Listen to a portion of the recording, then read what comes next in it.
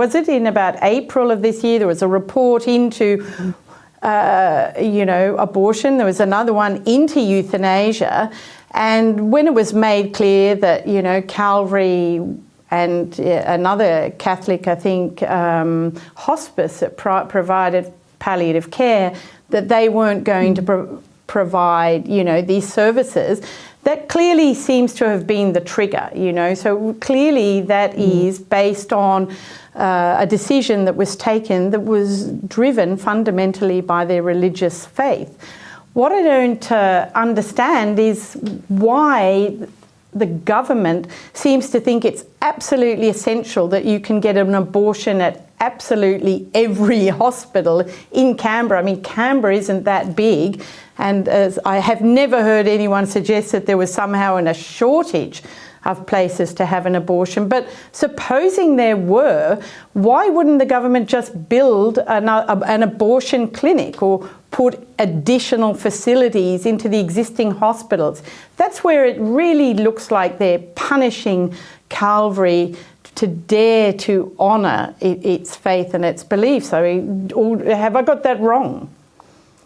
Well, that would have been a respectful thing to do, to allow the Calvary Hospital to continue to operate from that ethos, the religious ethos that they had. And if the access to abortion was a problem, the government was free to create another abortion clinic. But we can see the link so closely to this abortion issue as well as euthanasia issue, which we can get to later. But only 3 months before the government took over Calvary Hospital, the ACT Legislative Assembly actually put a report to the government that saying that Calvary's overriding religious ethos was problematic, and that the ACT government should address this. And the report actually contained an entire section about Calvary's conscientious objection to abortion, and it discussed things like equity of access and reproductive justice, and it recommended that Calvary should provide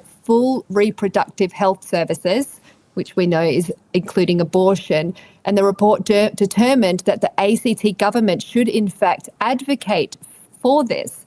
And so to have that report handed to the government in April 2023, and then we see this legislation introduced to take over the hospital only 1 month later, and then only 5 weeks after that for them to go in and rush this takeover, we can see the links. And whether they see that's ideological or that's just them seeing, the government seeing it as improving access, we take the position that this is ideological because it opposes the religious freedom and the freedom of conscience that Calvary workers have enjoyed within that hospital. And it's not coincidence. There's no coincidence here that this report was handed in April, and in May, these proceedings begun. If I may say so, that looks like an unholy rush to me. I've never seen a government bureaucracy move that quickly to do anything else. Now, is that, do you think, driven by the fact that we've heard these horrible suggestions that we're going to get some new policy coming in the second half of this year? So right now, sometime in the days or months between now and the end of the year, regarding euthanasia, do you think that's what the rush is about? I think that's definitely part of it as well, because another thing that happened in April was the Calvary Hospital actually put in a submission to the ACT government opposing voluntary assisted dying laws, because the government have already said they're looking to introduce these euthanasia laws, which will be the most drastic, the most extreme and radical euthanasia laws in the country, where they're even suggesting opening it up to 14-year-olds to partake in euthanasia.